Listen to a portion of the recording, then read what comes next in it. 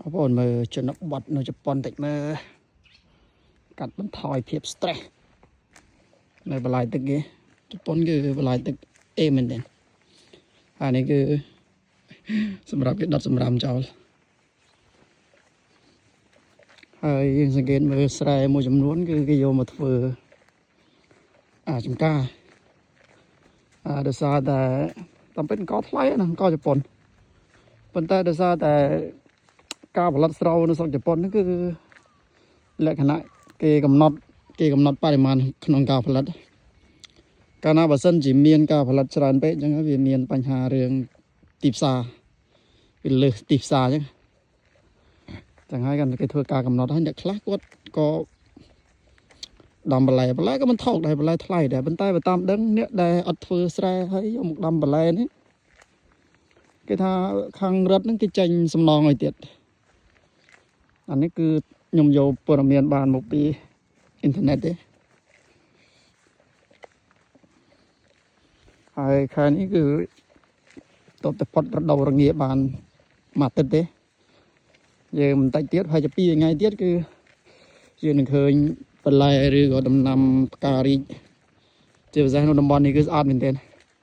ព្រោះវាចូលរដូវយើងហៅរដូវផ្ការីកឬក៏រដូវស្លឹកឈើជ្រោះជប៉ុនគេហៅស្គីហារុគឺរដូវផ្ការីកហើយមកខាងនោះកំមុំនោះគឺស្ទឹងហើយទោះបីយ៉ាងនៅកន្លែងណាក៏មានបន្លែដែរជប៉ុនបន្លែហើយនឹងផ្លូវគឺសំខាន់មែនទែននៅស្រុកជប៉ុននេះគេជនបទរបស់គេមិនថាវាស្រែមិនថាស្រែជ្រៅបណ្ណាក៏មានបន្លែទឹកទៅដល់មានផ្លូវទៅដល់ដែរផ្លូវខ្លះផ្លូវភាគច្រើនអត់មានបេតុងទេមានតែផ្លូវកៅស៊ូហើយនឹងផ្លូវវាស្រែគឺចាក់ថ្មបែបនេះយើងមើលបន្លែដឹងជាឆ្នាំណាទេដោះស្លែកអស់ហើយចឹងបន្លែអេមែនទែនវាមានបន្លែនេះបន្លែរំដោះទឹក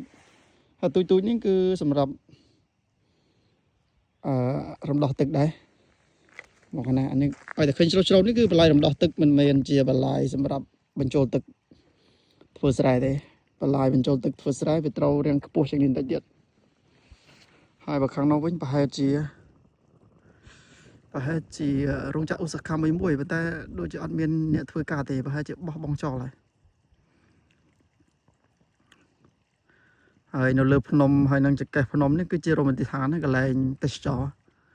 ចង្កេះភ្នំលើភ្នំជាពិសេសនេះកំពូលភ្នំនេះកំពូលភ្នំ